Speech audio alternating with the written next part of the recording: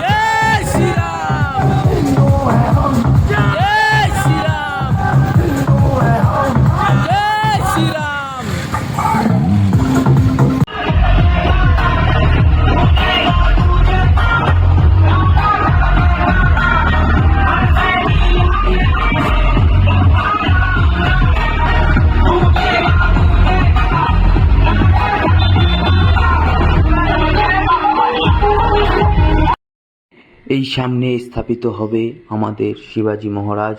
এই আমাদের সব ছেলেপেলে আসছে, আর আমাদের রেনবো মালিক এই দাদার অনেক দিনের ইচ্ছে ছিল শিবাজি মহারাজকে স্থাপিত করার। আজকে দাদার ইচ্ছেটা পূরণ হলো, দাদার খুব আনন্দিত, আর আমরা এতে অংশগ্রহণ করতে পেরে আমাদেরও খুব আনন্দিত হয়েছি আমরা।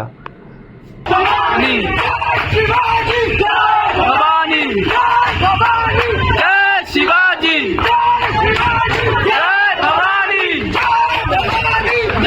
শিবাজি জয় Bhabani Bhabani Parvati Har Har Mahadev.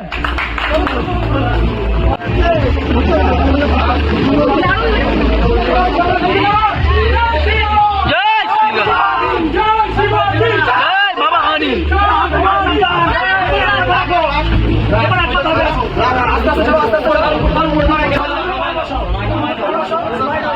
I love rainbow এখানে স্থাপিত হয়েছে আমাদের শিবাজি মহারাজকে।